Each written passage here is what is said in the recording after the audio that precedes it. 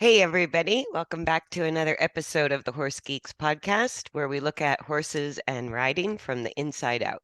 I'm Kirsten Nelsen, professional horse trainer, and with me is my good friend, Deb Romero, certified Alexander Technique instructor. And today's topic is about training case studies. And a case study is basically just sort of putting the theory to test with a real horse or a real rider and just documenting progress. And so it's just a matter, and I really recommend this to a lot of my students, like to Mm. have Mhm. their own YouTube channel, or if you want it private, you could do something on Vimeo or Google Drive. But we really forget, like when you're kind of working day to day to day, it's like keeping a case study is just like keeping a journal or a training diary. I so agree with that. And with the horse and rider combo I've been working with, she's a writer. So writing things down. And I said, I don't really have any history of you guys before you came here. Could you just Mm. kind of jot down just things that come to your mind? And she said, wow, that just made things so clear because she hadn't really been quote unquote keeping track of everything. That, wow, she says, oh, this really started way back here. Yeah, and it's really important to have, like, if a case study to me is where we're putting the theories to the test and we're bringing in not only documenting, sort of jotting down notes of what happened every day or any changes we made with the horse, but a video diary to sort of see the Mm, changes and see the horse in work.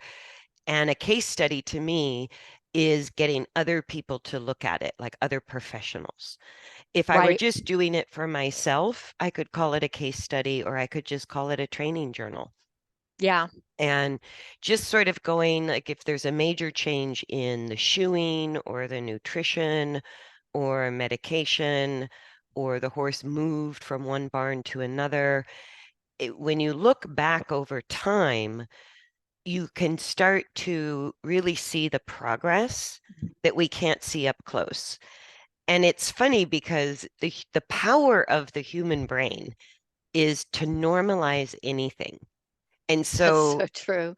like when I work with riders, and maybe you see this in your work with Alexander Technique, but as soon as I monkey around with a rider's balance, there's a very kind of specific process that we go through, which is first the brain hates it because it's new and different. It feels awkward. It feels unstable. It feels unfamiliar. So the brain goes, no, I'm too far forward or too far back or too far left, too far right. So we sort of play with it. And then the intelligence of the body feeling more stable has a way of convincing the brain and it only takes like maybe 5 to 20 minutes. It's amazing how fast the Mhm. brain can adapt.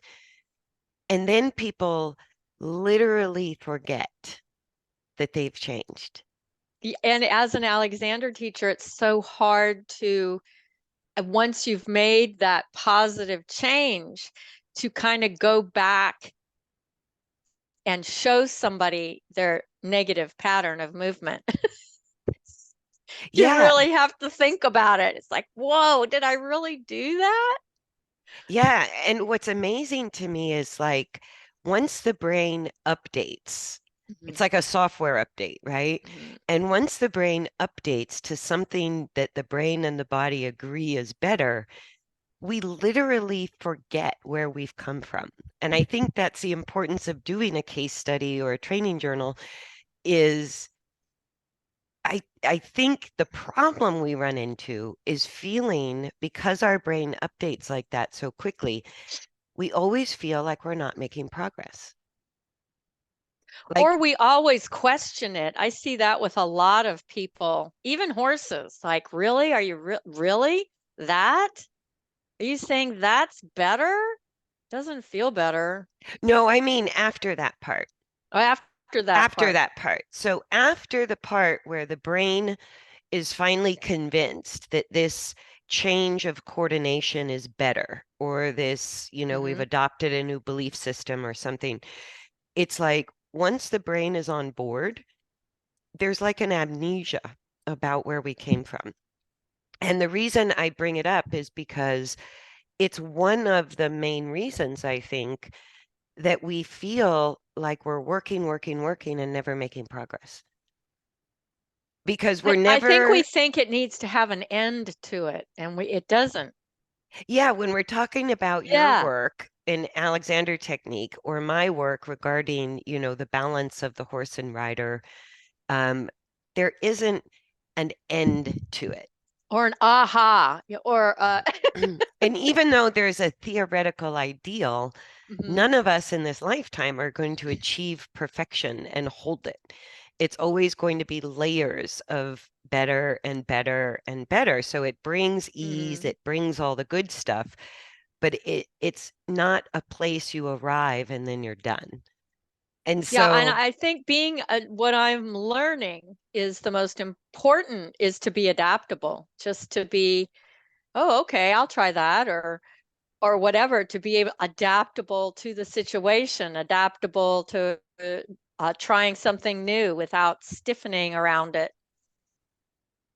yeah, exactly. And I think the adaptability of the brain is once we find something that is more efficient, that is more sort of like our more authentic alignment with gravity, something like that, then the brain is convinced and we forget we ever did anything different. Yeah. And it's so important to look back and even thinking like as much as I'm working online and I go, ooh, I want to switch from like cable to fiber. I have that opportunity. Oh, And I think back to when we had dial-up. It's like, yeah, I'm Gen X. So yeah, I lived through dial-up. And we forget that it used to be normal to like wait 10 minutes for the modem to work to and for connect. the to make the connection. And we were okay with that because we thought it was That's the amazingly way it fast at the was. time, right? And then as we update and upgrade, it's like we forget where we came from. And so I think these case studies or keeping track, even if it's just, you know, you as a horse owner keeping track of your own progress with your own horse, especially when you're adopting a new trainer or a new training program or you're trying something different, you have a starting place to look back on. And that's something I've got to get better at is the videotaping. But even if it's you just say to somebody at the barn, hey, could you do a 1 or 2 minute clip? With You your know, phone. just, Hmm. yeah, just something simple. Don't make it, this big thing. I've got to set this up, but just something really simple, like you said, to document. Yeah. Oh, that's where I was. Look where I am now. And, you know, gosh, who knows how you got there, but Yeah. And I think the idea of a case study or a training journal also takes the pressure off of trying to show something wonderful. You're just taking oh, a you get to show the snapshot. nitty gritty. Well, you're literally taking a snapshot of here's a It is. normal, it's a normal training session. This is what we're working on today. And so there's no pressure to make it look beautiful because you're trying to see over time what this process produced. Right. Right. And And I was very fortunate with the horse rider combo I worked with that, her statement was, I hope this helps somebody else and let's go tuck through. into that because that was really the Yeah. idea behind the podcast today was you took in so let me introduce it and tell me if I'm wrong on any points. But you have been working with a holistic veterinary collective that Hmm. has like an osteopath, a nutritionist, a vet, and a collective of farriers, and then you came in as the AT person, but also applying what you know with the training for the Yeah, horse. that we've worked with for so many years and evolved. Yeah. So And you we do. took in Hmm. this horse, and you can either make up a name, but we'll give the horse a name, Oh, and we're going to give him a name. just give him a name and then the first name of the person, but it can be fictitious. It doesn't matter. It doesn't have to be the real I don't name of even know the what to horse or come the up with person. because, of course, his name comes up in my head. So, Um, so you took in this horse, he's a and Dutch warm blood. so the background was this rider brought this horse to the veterinary collective. Hmm. They did their thing, and then he was your first horse from the collective to sort of see what you do with the training aspect of as part of the holistic healing of the horse, and then Horse and also rider. Yeah. working with the rider. Hmm. Yeah. So tell me what you did and talk about everything about it. I'm so Okay. excited because I've heard bits and pieces, but I have not Right. heard this whole story. Well, so there were a few things, and you mentioned that it's never just one thing. It's never just one problem. Mm-mm. So this horse was on like 6 months stall rest with tearing tendons and just an poor. I felt so sorry for the owner. So we took a look at his nutrition. The nutrition was redone. We had to changed his angles on his feet, which is in the case study of, he has way too long of a toe. And I asked the owner the other day, because I'm still working with her, do you believe that there was a connection between the toes and the tendon problem? And she felt like there was. I mean, there's Oh no real, yeah.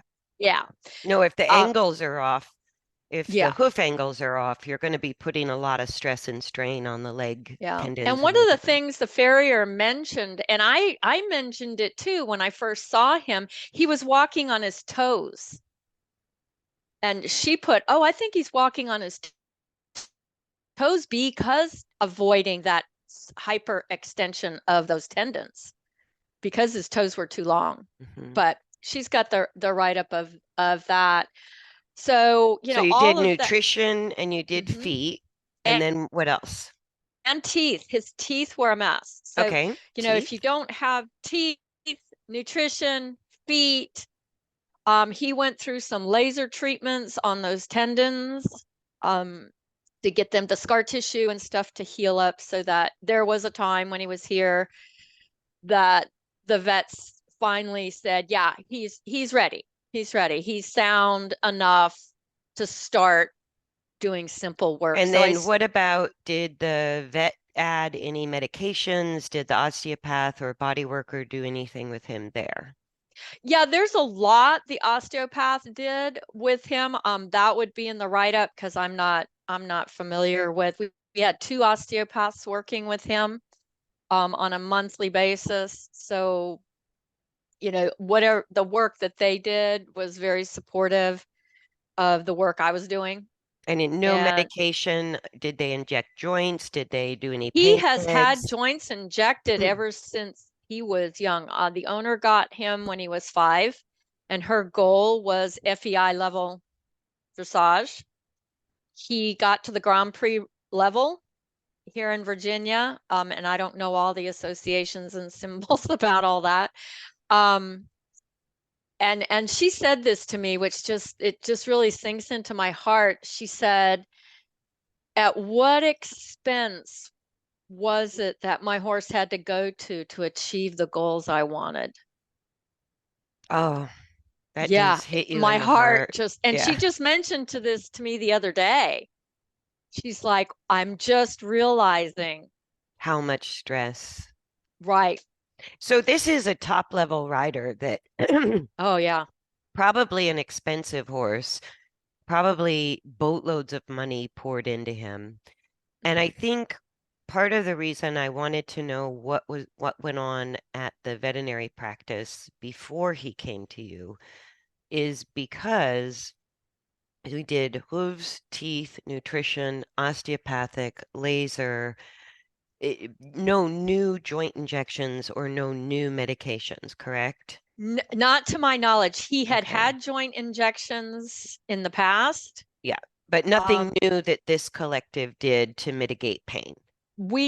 to mitigate pain, I don't think so because I wasn't on that end of it. I mean, he was put on some supplements, Mhm. but I wouldn't call them drugs. Okay, so like joint supplements or something. But anyways, and Right. this is the story of so many people No is kidding. sort of the horse is having issues and you can have a myriad of problems like this horse. And so every professional that's coming in is trying to do their particular piece and bring the Right. horse back to homeostasis or correctness. But after all that was done and the horse got the okay to work, what most people are not considering is the vets and the body workers, the farriers, even the nutrition is sort of fixing what's broken. Mm-hmm. And so bringing the body back to health, which is super important and necessary before you can even go back to work. But the missing piece I see across the board in the horse industry is not changing how we work Mm-hmm. once the horse goes back to work. So that's your specialty and my specialty Mm-hmm. because I think it's a huge gap Huge. in the recovery of horses. It's like let all the other health professionals do their thing, but once the horse is cleared for work, if you go back and do the same work the same way, you're going to wind up with the same issues again, And if you think of, even yeah, that even if the happens to feet are better. humans. Yeah, Hmm. it happens to humans. You might not get it at the same level, but you're still, it's why we have PT. It's why, Yes. Yes. for human, I mean, you can't go back to the way you were doing things because obviously that wasn't working. Right. So after a joint replacement surgery, the PT to reteach you how to move, how to Mm-hmm. coordinate the body is critical even for humans who have the capacity Right. to sort of intellectually understand, but we still have the body, the the neural pathways are the habits of Mm-hmm. movement. So if we don't change the habits of movement, we have to keep, Exactly. you run out of how many times you can keep replacing joints and getting Mhm. injections. And at pain relief at a certain point quits working because the Exactly. damage, the damage to the joint is just, or the damage to the body, that level of damage can exceed all pain relief. So Right. then people or horses end up living with chronic pain. So then let's pick up the story. The vet collective did their thing. They Mm-hmm. cleared the horse for work. Mm-hmm. And then this was your first case study or Mm-hmm. test for your piece of this collective group. So you Yeah. took the horse in at your barn Mm-hmm. and you worked with the rider. Yeah, my deal was I wanted the owner to commit to at least 10 Alexander lessons off the horse, just to learn body awareness, head, neck, back, pelvis connections, just becoming aware of her own body without getting on a moving object. So she was up for that. We did that. And then we advanced her to riding bareback on one of my horses, which FT. Hmm. She's pretty laid back. She's opinionated, but And she'll she's let not you all know. that easy to ride. No, she's terrible. She's kind of wiggly. She's terrible. So luckily, this owner, Lee, was just so adaptive and it's like, oh, well, that's a lot of information. And I was like, yeah, that's the saddle buffering all that stuff that's coming up underneath you. Um, so she told me that was the biggest piece of the puzzle for her was learning the Alexander stuff on the ground, then taking it to the horse so that by the time she got on her horse, her learning curve was She, much higher yeah. than if I had not done that at all. She said that was the biggest boost to help her horse, which was the goal. I didn't want them, I didn't want them both struggling at the same level of learning. That's a very slow process. It can Yeah. be done, but what you did really advances the process of changing the movement because the Mhm. rider's body is, and I'm talking weight and mass, not aids, Right. just the That's all I rider's, was doing. That's all. It right. was just being neutral, learning to be neutral over the horse and connecting with the ground. That was it, Yeah, which sounds easy, but it's not. it's not, and it starts helmet fires over and over and Yeah. over with people because, but the rider's weight and mass has the single biggest influence Mhm. on whether the horse can find balance and a good coordination or not. And I think that was really interesting and wise that you went from doing the Alexander technique on the ground and throwing her on kind of a wiggly horse bareback, where she would get a lot of Mhm. obvious changes. Obvious, Yes. obvious changes. Yes. At Yeah. least FT is obvious. She's So, very obvious. Hopefully not going to bite, but she's obvious. so then from the bareback, you had her ride your horse more in the saddle and kept Not at working. all. No, no Oh, saddle at no all. saddle at all. Nope, not until she got on her horse. Was she back And in the saddle?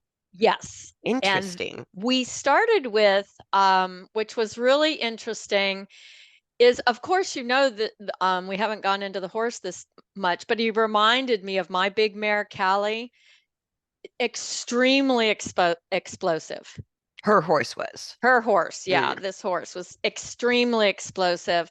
So there was a lot of things that happened in the past with this horse that we had to work through for the rider.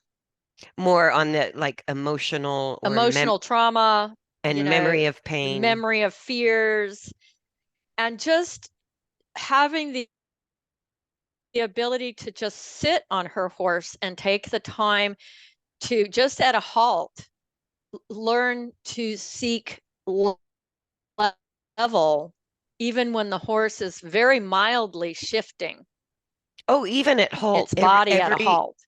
every Yeah, weight shift yeah, through the body is going to create, like at halt, the horse is still shifting weight between all four legs. And every right. time the horse So she shifts was weight, fascinated with that. yeah, every time it's going to create a change of force in the saddle. And so Yeah, there is never a static, neutral moment right, on the back of a horse. right. And even at halt, things are going on. Yeah. So she was, we went through that. Then we went into leading. Then the rope got longer and longer. And she finally built up the confidence. And both, of course, I did a lot of work with the horse to get him to the place that he wasn't reacting to everything. His deal was flight. Well, let's I talk need to about him in a escape. minute. So, just to recap, you did 10 sessions with the rider doing just Alexander technique on the ground. Mhm. Then she rode your horse bareback. Was she Usually on? twice a week for 30 minutes. Yeah. Okay, and was she on a lunge line or was she directing the horse while she was riding bareback? First, it was on a long line. Then we went to just if she felt confident enough, which she did, was pretty much allowing the horse to go wherever it wanted. Ah, So okay, like a she could passenger ride. last a passenger lesson.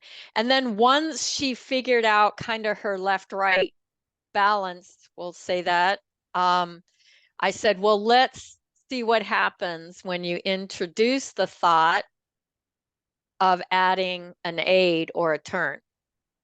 And of course, that brings up a whole nother set of, It brings up all of her old habits. yeah, Yeah. yeah. Yeah, and So, you have to go there because yes. if you don't work through a new way of doing a familiar thing, then the oldest, strongest default setting is still there. Mhm. And so And then, I find that with my horses too. And that's what I loved showing, when we share a video of me and go over nuances of things that I can change.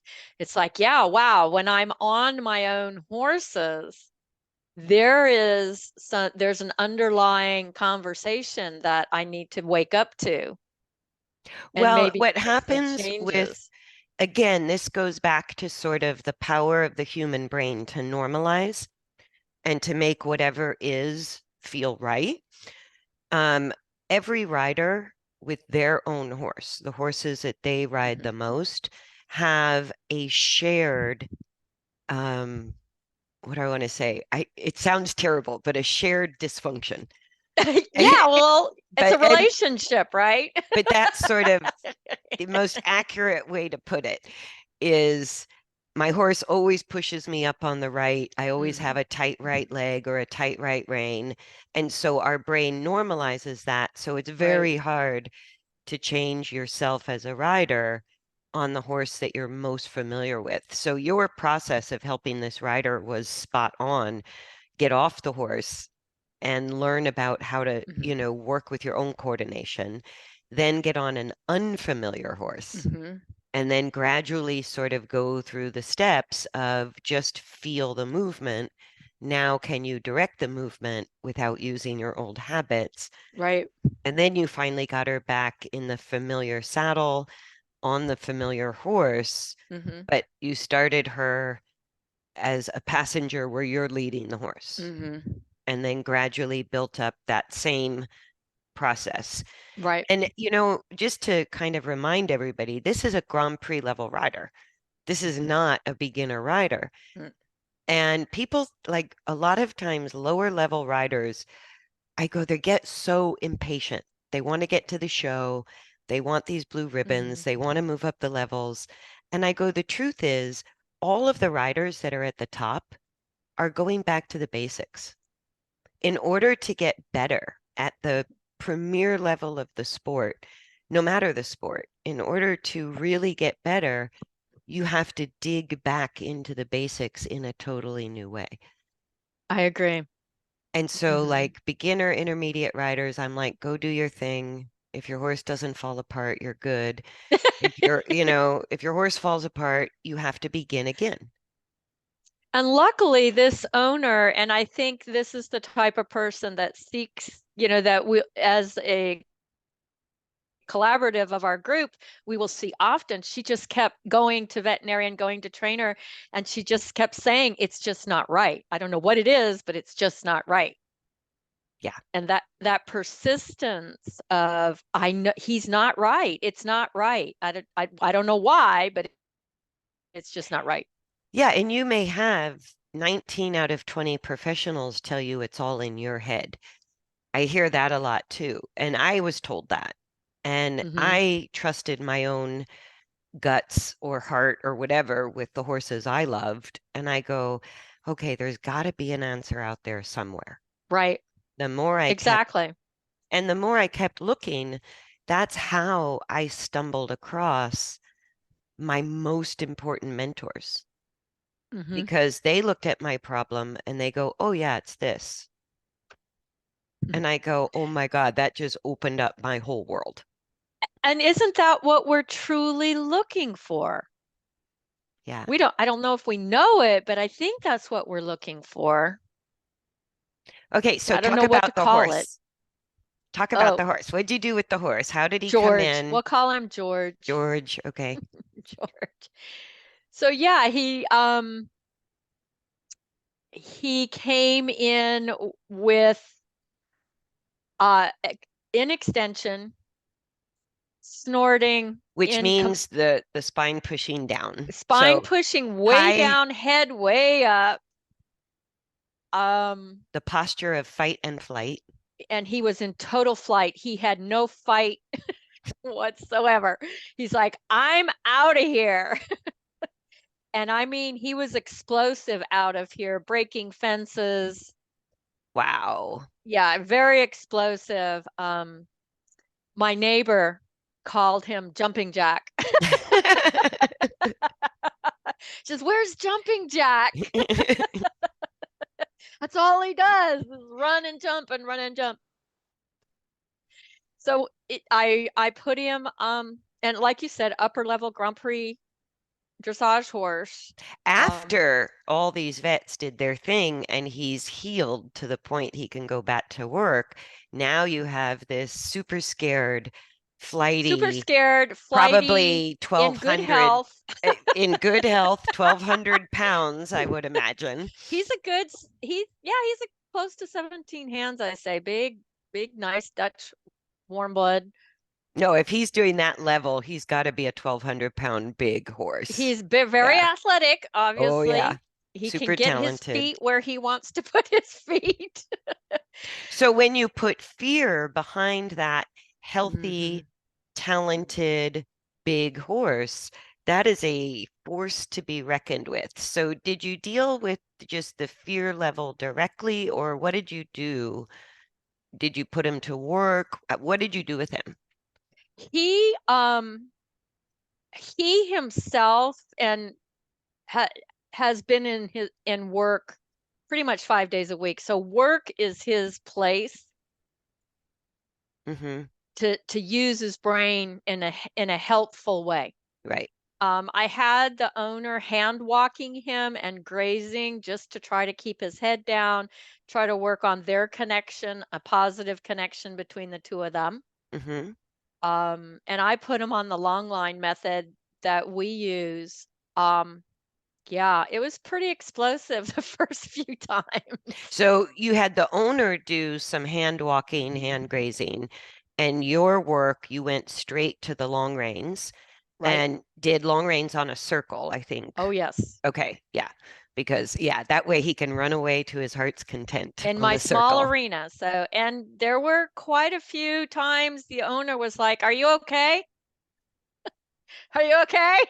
Did you work him in the halter or a I snaffle bit? started in the halter because his relationship with a bit Oh yeah, was that's why I asked. quite Mhm. dysfunctional. Yeah. Yeah, he immediately went into dropping his back, lifting his poll, and tucking his nose into his chest as soon as you put any pressure with a bridle. So I knew that was not going to work for quite some time. Yeah, no, most high level horses I've worked with, it's like you can begin the recovery in the halter on the Mhm. long reins because it just, I think it's twofold. One, there's a familiar trigger to a posture Mhm. in the bit, but Mhm. also I kind of wonder too if there isn't an advantage to working with the sort of pressure or the corrections on the upper jaw in a halter compared to the lower jaw action that you're going to Good get point. in a snaffle Or bit. or like humans, changing the environment a little bit to get a different amount of attention. Does that make sense? Like Yeah, it's like putting on a new pair of shoes. You go, "Oh, wow, that's different." well, and the long reins are going to be the new pair of shoes, no matter Yeah. how you slice it or dice it. But Yeah. I think there's something physical about giving the guidance on the upper jaw, on the nose through a halter Mhm. versus the lower jaw in a snaffle bit. And so I've played with that back and forth because there is that sort of trigger memory, emotional component, like you're talking about. But I also think there's something physical about changing where the pressure's acting on That the makes total head. sense. Hmm. That makes total sense to me. Yeah. It's the same with people. Yeah, Yeah. and a lot of horses that have what I call a corrupted relationship with the bit. I do most of the work on the long reins in the halter for that Okay. reason. Yeah. Yeah. So long reins on the circle, and Mhm. then what did you do with the vet? I think you said the horse had regular check-ins from the osteopath to sort Mhm. of monitor the progress. Mhm. Did you do anything other than hand walking, hand grazing, and long reins on a circle? Nope. That was it. How, That's all I did. We did have somebody come in at some point to help with trailer loading, and it's almost like I wanted to make this the topic. I kept telling the owner, it's not about the trailer. It's not yeah, about the trailer. It's it's not the not about the trailer. trailer. It's Yeah. not the trailer. Mm-mm. The trailer is the test. The of trailer's just another stimulus to say, hey, can you stay in your own little body and not lose it and mhm. do this task? That's all the trailer is. But that's Yeah, what you did was just groundwork. just groundwork. How many days a week did you work him? We started, love this owner Lee. We started with, because his body condition, with 2 30-minute sessions a week. And she said, oh, this isn't going to cut it. Yeah. No. And I No. went, okay, I'm game. So gradually I worked it up to 5 days a week, and then I started increasing the amount of time. So Like 30 minutes 5 days a week, and then you slowly increased it to an hour 5 days a week. 45 minutes to an hour, yeah, to Okay. when that the thresholds I thought were okay to bump him up psychologically and physically, Yeah. because asking a lot out of him, pretty much, really, to make No, some and significant changes. the long reins on the circle work in multiple dimensions. So the long reins are helping reduce the rotation of the spine and creating levelness through the back and hindquarter. But depending on the size circle you're using too, you're really encouraging engagement at the same time. So it's a way to really, really work the hindquarters pretty significantly. And did you do walk, trot, canter on the long reins or Well, at first it what was, speed? can I get him to not explode and have to let go of the reins? I Yeah. mean, it was that explosive at the very Wow. beginning. It was rearing, it was running, running through fences. It was pretty severe at Wow. the beginning. And I just kept my cool going. I know this is going to work. So at the beginning, I had to start with very large circles because that's all he could tolerate. Hmm. Eventually, within a month or so, when he started to figure out, oh, this feels better. So it took about a month for him Hmm. just to settle down Hmm. and start to feel the benefit of changing the Hmm. coordination. And that's always the tricky part is what you're describing is a highly defensive horse for good reason. So you have to crack through sort of the fear part, the defensiveness part, the lack of trust. And even if the horse trusts you completely, going in and changing the coordination of movement means you have to go through that window of confusion, maybe some discomfort physically, Hmm. nothing that's creating pain, but you're in sort of this not too sure zone where you're not really comfortable, you're not really stable, you're not really sure. And that's a tricky window, even in the best case scenario. Hmm. So the first month you worked with him, I would say, kudos to you at that extreme level to work through those first two hurdles, Hmm. to gain his trust, calm him down, and get through this sort of unfamiliar, I don't know how to use my body like that, period. Or So, to trust his own body, he had no self-carriage. He had yeah, no way, he had no idea of how to how control to his own manage stability. his whole body. He had Mhm. no idea. Yeah, and my ex dressage horse, the one I took, he had developed navicular and ring bone, and that's how I got him. But it was the same thing. And I Hmm. thought, of all the sports, dressage talks about theoretically Hmm. that the goal is to gymnasticize the horse and develop self-carriage. And what I'm finding is the fear of the horse moving badly in dressage has made riders so over controlling that these horses have zero self-carriage. Zero. This horse Horse, had zero, and zero even panic self-carriage. to look for it, just Yeah. pure panic. Yeah. And that's too much support of the rider takes away the self-carriage of the horse. So if we're on constant aids and constant direction, there's no way any human on the planet is going to make a horse balance better than the horse can balance itself. So true self-carriage, the only way we get there is by guiding the movement. But one of the most popular beliefs, especially in dressage, is you put the horse together. You get the horse on the aids. And I go, good luck with that, because you're talking about a massively complex system that there's no way your aids are going to coordinate that internal system of the horse into self-carriage. Just like there's no way my aids are going to make you learn how to ride a bike. Right. No way.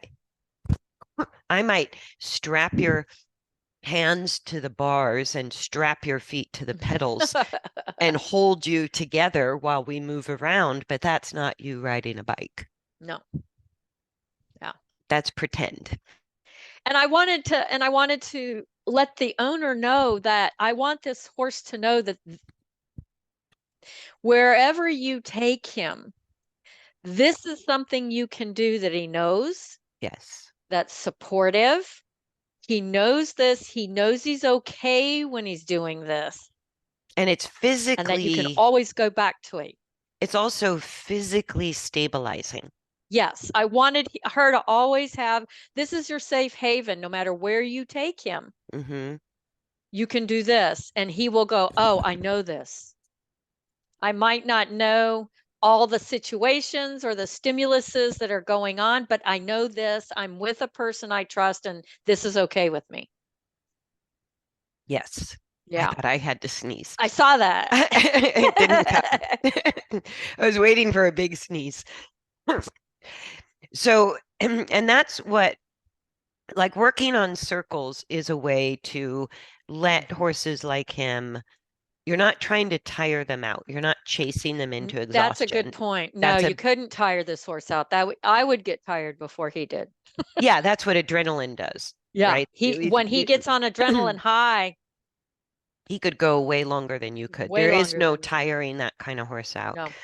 But if you let the horse choose the speed and Hmm. sometimes even choose the direction, a lunge line is just, or even a round pen, it's like if you're not directing the horse, then they will spend the pent up energy they have. And on a circle, just like sort of switchbacks down a mountain trail or water sort of switching back, it has the effect of slowing down energy dynamically.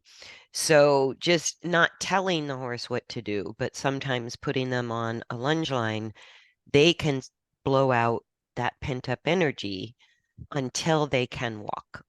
And I go, And once they yeah. can walk, then I Hmm. can give the mind is a little more open to giving some direction and guidance. And you made a good point. It was like near the end of the second month, he actually started choosing halt, backing up, and I allowed him to change directions when he wanted to.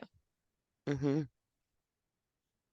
Yeah, And because all of that is him that seeking comfort with something new. yes, and the owner kept saying, "Don't you just want to keep him going at the walk in this direction?" I'm like, "No, he's looking for something." And that is what you just said in a nutshell is the problem. Is that Oh, that's when true.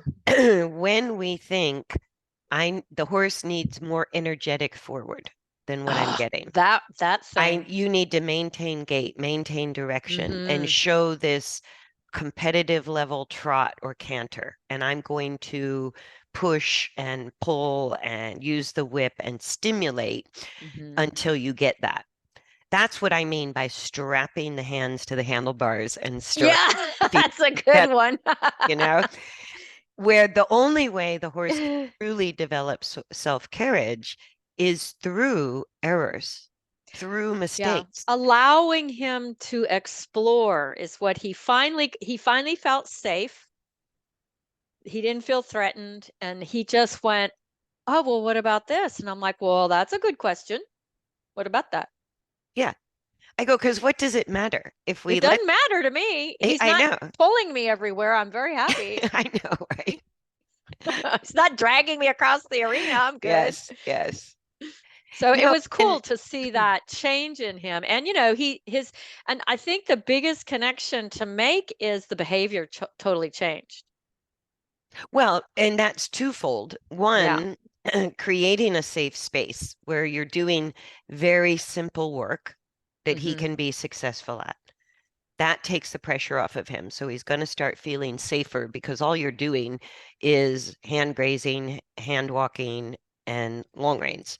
Right. So he's not being asked to perform right away at the level he used to perform at. So that just takes the pressure off until he realizes, hey, I'm safe and I can achieve these things that they're asking, Right. right? And then the exploration is so key. It was for him. And the human likes to think because we're the higher intelligence and we own the horse, that we need them to do what we want them to do in order for them to find balance. And I go, it's not entirely wrong, but it's missing the respect for the horse's intelligence. And I think that's a good point because what comes up in my head is we're working on a relationship where both of the horse and rider have a conversation, not the rider controlling everything the horse does. Right. Does that make And sense? it absolutely makes Okay. sense because if we think, and this comes in many layers, Hmm. at one level, people think I need absolute obedience or I'm not safe, Well, right? that's a good point. That is sort of the human thinking they need control over the horse in order to Hmm. be safe. But then at a different level, it's not about safety. It's sort of about putting the horse together in the best theoretical balance possible, which is the pressure. If you're in the sport of dressage, that's the pressure, Huge. is that It's your horse huge. move phenomenally well, right? At A or at C or Well, wherever. the extended strides are dramatic, or the suspension is better than everybody else, or the blah, Right. blah, blah. So it's all about movement in dressage. And ironically, you can't make that coordination happen in a horse. There's no way. It's too complex. And there's about 10 million ways that a horse can compensate and not give you authentically good coordination. And Yeah. that's what happened to this horse without ever seeing or knowing the situation. A horse at that level that had that myriad of problems and had to be recovered between the vet practice plus the work you were doing. When the horse gets to that point, that's the exact result of the rider thinking, I'm putting the horse together through my aids. And to the human eye, which tells us nothing, if it sort of looks like the right frame or the right posture, then we might be the best at the show. We might be winning everything, but that doesn't mean mechanically it's Mm. authentically accurate to what it could be. Like we talked about before, the physics and the mechanics have to come together. Yeah. And so the mechanics, we can make a horse look right to the human Mm. eye, which is very subjective, and the human eye cannot see the detail, but we can feel it, right? But what we're told with a Yeah. horse like that is he's a big, powerful, talented horse. So if he has a really bouncy trot that's hard to ride, it's because he's a big mover. No, that's a sign of Yeah. imbalance. It's Not. a sign of I know dysfunction, that. right? And Yeah. so we undulate all over the place trying to deal with this big trot. And really, it's a dysfunctional trot. And and that what it was so interesting because he offered me at the very beginning all those upper level moves. He was doing piafs and Throwing things at you. I Yeah. was like, just walk. Yeah. Yes. Just walk. We're Yes. just walking here. And because that's where his brain would go. Well, if I do this, you'll be happy. Yeah. If I do this, you'll be happy. Yes. No, and that was the problem I had rehabbing my dressage horse is if I tried to do anything other than a straight line or a simple turn, he would hurl himself into one dressage maneuver after Yep. another. And I was like, okay, just stop that. right? Let's keep it simple. And so tell me, like, the most exciting part for me, you and I have been friends a long time, was the Hmm. feedback you were getting during all you were doing was hand grazing, hand walking, and long reins. And how Right. many months did you end up having him overall? He came in like end of November and left middle of April. And luckily we had a very mild winter. So I don't think there were any hiccups as to whether that we didn't work. So we were Yeah, pretty on. 5 days a week for Hmm. 6 months. Yeah, And pretty so much so. during that time, you're getting checkups from the osteopath, you're getting Hmm. checkups from the vet, the farrier, the nutritionist. So tell me about their feedback as he was going through his changing his movement training. Yeah, and we also had an energy worker on board too that had been with him for quite some time. It was so great because we always feel like we're on a tiny little island all by ourselves Yes. because we're like, really? To have this collaborative of women, all women that Interesting. were, yeah, Pleiades, we're calling it. I think we're calling it the Pleiades group, us 7 women, um, of being able to get together once a month. We got together once a month to go over this case. I mean, we Ah, sat down for hours discussing this case. So we got to make changes. If we're, I would come up with something and say, this, and this has been going on, and to hear it bounced around the nutritionist, the farriers, the osteopaths, the energy worker, we could really kind of stay very honed and pinpointed on success. and There this was your first trial horse, so to speak, as of the part of the whole group, collective. yeah. This And is the so, first horse, yeah. what kind of feedback were you getting about the work you were doing with him? It was very slow, but it what was the last time the osteopath worked on him? Just a month ago. And it was so fun because she said, I really didn't find anything that was real standoutish about any problems. And I'm like, yes, fine. So in other words, he's holding his body He together is much better. finally. There were some he had when he was coming from a horse show. He had a trailer accident where he came up over the bar, really messed up his right shoulder. So, of course, in his progress, he became biomechanically lame on that right front shoulder As he was healing. as he was healing because he was Hmm. unraveling all of that fascial holding Yeah. of keeping himself together. No, And which then is part of why the slow, simple work gives the body time to right, unravel, whether it all was of an that. injury, an accident, or just a chronic habit. It's like the slower the work, the faster you get the unravel. That's a good way to put it. I like that. It can be very painful for upper level riders that are to watch that process. And Oh, luckily Lee was they very on fire board. they fire me fast. It's like, Lee was very on board. She still is. He's actually back visiting me right now. Um she's going to be going on vacation. She goes, "Well, let's just send him back to Deb for boot camp for a month." And I was like, "Okay, that's fine."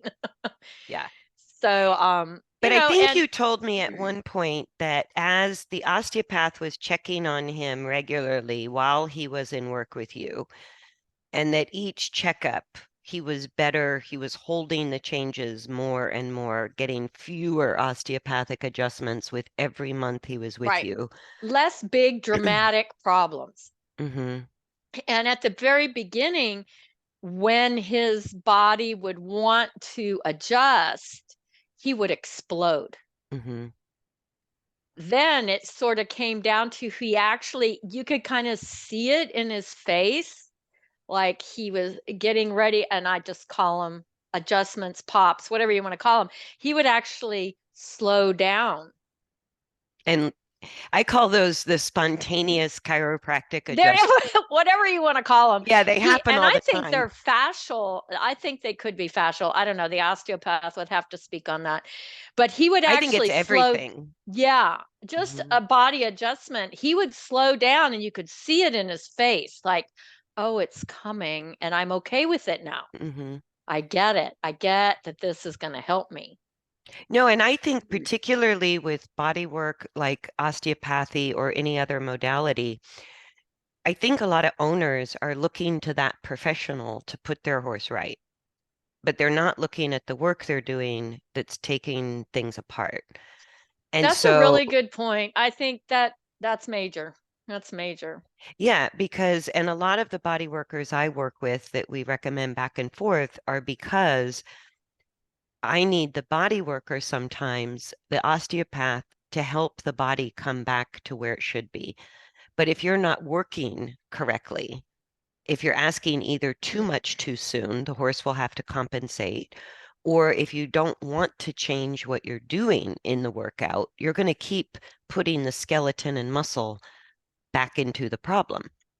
So Yeah. it's twofold. You have to have the help to get some of the initial changes or deeper changes, but how you work the horse, how you ride the horse is what makes the difference between those changes holding and becoming permanent, or you just like most of the body workers I know are really frustrated. They go, I'm just coming back and fixing the Mm. same problem over and over and over. That so my way of thinking when they tell me, say he had this right shoulder problem, is how can I help him adduct and abduct that right front to make him open that up that he feels he can use it Straight and instead of, level on a circle.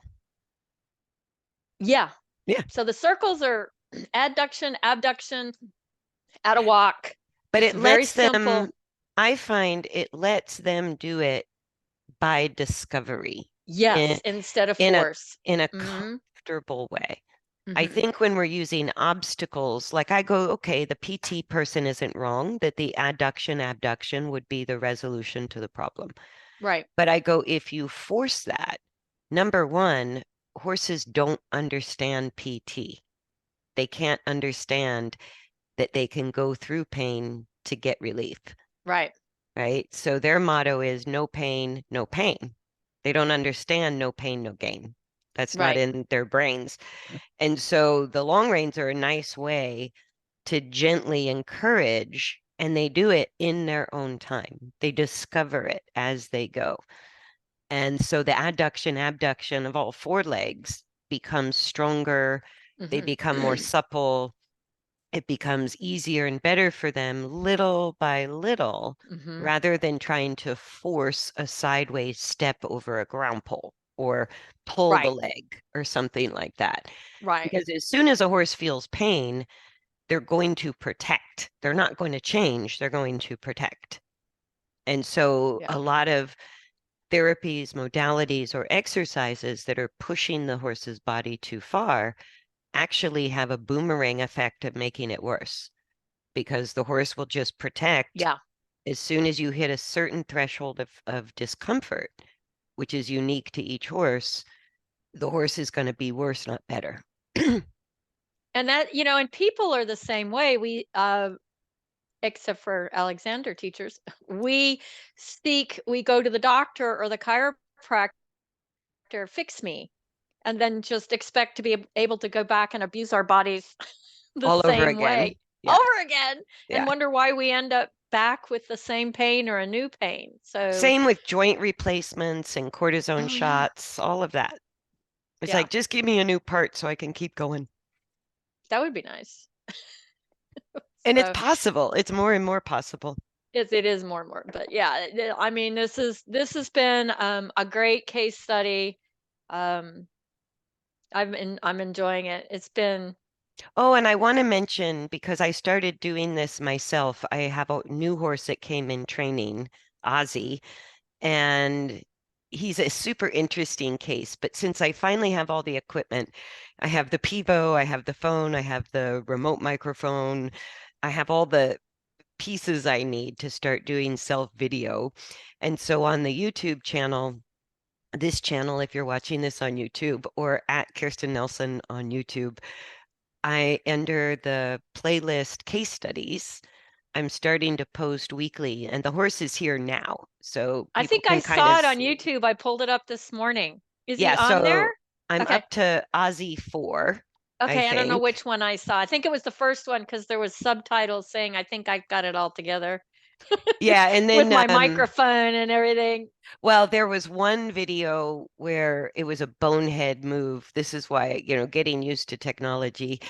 I had plugged the microphone into the wrong port and there was no sound. So I went, well, I Oh, got I the will learn video, that when I do that. but Okay. no sound. Maybe I'll just So I figure it out. tested it, I fixed the problem, but I'm trying to do an update either weekly or anytime I'm changing the training program, I'm doing updates. And I have Aussie 4, and then in the description box is where I'm keeping the notes to sort of watch a horse go. And what I started him on, because he's an ex-jumper, beautiful horse, but his hind end had just really collapsed, and he had what the vet described as really gnarly hock arthritis. Really gnarly. And even after 30 days out of his joint injections on the hocks, he still flexed at a grade 3 lane on one Ah, hind leg and a grade 1 on the other hind leg after joint injections. So he's a physical rehab, but behaviorally he's a pretty confident guy. well, So lucky you. he's going to be an interesting case because he's not defensive. Right. We can watch the body change faster. Yeah. When you Good. have the fear and defensiveness, it just slows down everything. You've You've got to got to work work. through that first. Yeah. But I think we better wrap it up. So thanks everybody for joining us.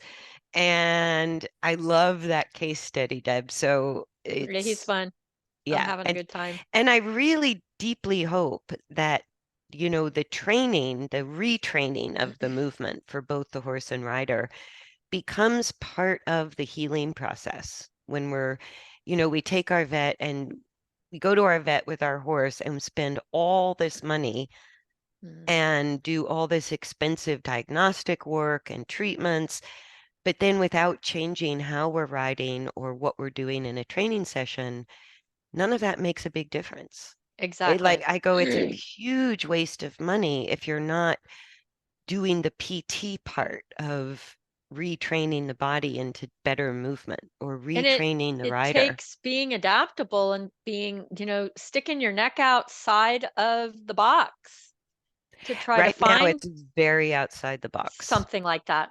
Yeah, We're very outside the box, very. but you know, it is what it is. So, Yeah. No, but I think like doing that with your collective, and I decided when I have the opportunity, put more and more case studies on my YouTube channel. And it happens to be the owner of this horse lives out of state. So it's also the way I'm communicating oh, with the good. owner. While the owner is out of state and the horse is with me in training, it's a way I can communicate with the owner and show how the horse is doing. So I Good. had to videotape it anyways. Anyway, might as well put it out there. That's right. All right, you guys, thanks for joining us for another episode of the Horse Geeks podcast. Please like, share, subscribe. If you like the information we talk about on this podcast, share away. Share away. We're just trying to plant seeds in the horse Mhm. business that there could be some different solutions to very common problems.